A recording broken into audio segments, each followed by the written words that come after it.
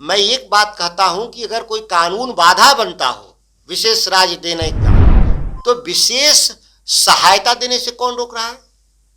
कोई ऐसा कानून नहीं है जो विशेष सहायता न दे सके। कोसी परियोजना बन जाता, दरभंगा और पटना में नए एयरपोर्ट हमारे पास बन जाए, स्मार्ट सिटी के रूप में बिहार के 10 बड़े शहरों को विकसित कर देते। नमस्कार, आप देख रहे हैं एक न्यूज़ 24 और मैं हूं आपके साथ श्वेता मिश्रा। राजद के विधायक और पूर्व कृषि मंत्री सुधाकर सिंह ने विशेष राज्य के दर्जे की मांग को लेकर और वहीं रेवंत रेड्डी के द्वारा दिए गए बयान को लेकर काफी कुछ कहा है। बाकी इस पूरे मामले पर वो क्या कुछ कह रहे हैं, आप उनकी बातों को सुनिए। क्या लगता है कि एजेंडा तो केंद्र सरकार ने तय कर दिया, पर मुख्यमंत्री नीतीश कुमार भी इस बैठक में शामिल होंगे, तो विशेष राज्य के दर्जे की मांग उठेगी फिर से? विशेष राज्य के दर्जे की मांग लंबे समय से बिहार में आज से यह पेंडिंग नहीं है। 2002 में राबड़ी देवी के नेतृत्व में तत्कालीन भारत सरकार, वाजपेयी जी की सरकार के सामने यह मुद्दा उठा था। तब से लेकर 21 साल हो गया, 2023 लगातार ये मुद्दे उठाए गए, जो भी सरकार में रहे बिहार के, लेकिन भारत सरकार ने कोई भी निर्णय लेने का काम नहीं किया।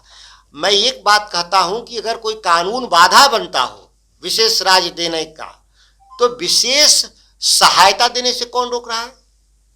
कोई ऐसा कानून नहीं है जो विशेष सहायता न दे सके। कोई कानून की धारा रोकता नहीं।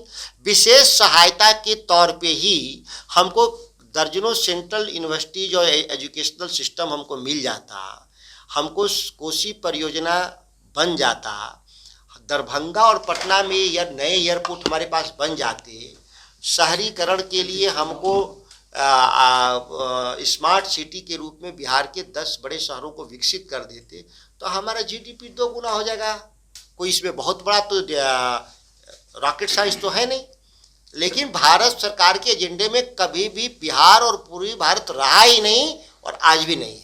सर, जिस तरह से चुनाव हुआ है की जाति का नाम लेकर, जिस तरह रेवंत रेड्डी ने हमला किया। रेवंत रेड्डी ने जाति का नाम नहीं लिया है, नहीं, उन्होंने ऐसा कुछ डीएनए पे सवाल उठाया, डीएनए बिहारी डीएनए पे सवाल उठाया। ये कहा किसी जाति का डीएनए उन्होंने नहीं कहा, उन्होंने बिहार के डीएनए पर सवाल खड़ा किया कि जो प्रवासी लोग हैं, जो दूसरे राज्यों से आए हैं, उनके मुकाबले हम स्थानीय हैं, हम मूल निवासी हैं, हम बेहतर हैं। यह बात तो लंबे समय से देश में चल रहा है। बिहार के लोगों के साथ अपमानजनक व्यवहार, भारतीय जनता पार्टी की सरकार मुंबई में थी तो वहाँ अपमानजनक बिहारियों के साथ हुआ, बिहारियों के साथ गुजरात में मारपीट हुआ, बिहारियों के साथ गुवाहाटी में मारपीट हुआ, आसाम में बिहारियों के साथ दिल्ली में मारपीट हुआ, जहाँ भाजपा की सरकारें हैं। भाजपा की सरकारें जो आज जो सवाल उठा रहे हैं भारतीय जनता पार्टी, या तो प्रवासियों को अपमानजनक तरीके से मारपीट हमेशा इनकी सरकार रहते हुए हुआ। यहाँ तो एक शब्द का इस्तेमाल उन्होंने कहा था कि हम मूल निवासी बेहतर तेलंगाना को समझ पाएंगे बनिस्बत अप्रवासी लोगों के आए हुए। अब उनका केसीआर पे आरोप है कि अप्रवासी बिहारी हैं। यह बात तो बिहार के लोग भी नहीं जानते हैं, और ये बात तो जिस राज्य का वो मुख्यमंत्री लंबे समय रहे, उनको अप्रवासी कैसे कहा जा सकता? यानी रेवंत रेड्डी ने कोई गलत नहीं कहा। रेवंत रेड्डी को जिस आधार पे व्याख्या किया जा रहा है वो गलत व्याख्या हो रही है। रेवंत रेड्डी को यह बात नहीं कहना चाहिए कि बाहर के लोग आके सरकार में नहीं शामिल हो सकते, सरकार नहीं चला सकते, यह बात गलत है। लेकिन आप जो ये कहना कि किसी जाति विशेष को कहा, ये बात तो जैसा कि सुधाकर सिंह का साफ तौर पर कहना है कि साल 2002 में भी मुख्यमंत्री राबड़ी देवी ने यह मांग उठाया था, लेकिन अभी तक केंद्र सरकार इसके लिए कुछ भी नहीं कर पाई है। वहीं रेवंत रेड्डी के बयान को लेकर पहले तो वो बोले कि सही बात है, लेकिन कुछ देर के बाद उन्होंने कहा कि उन्होंने जो भी टिप्पणी की है वो बिल्कुल भी गलत है। बाकी इस खबर में बस इतना ही। ऐसे ही तमाम खबरों के लिए बने रहे हमारे साथ और देखते रहे एक न्यूज़ 24।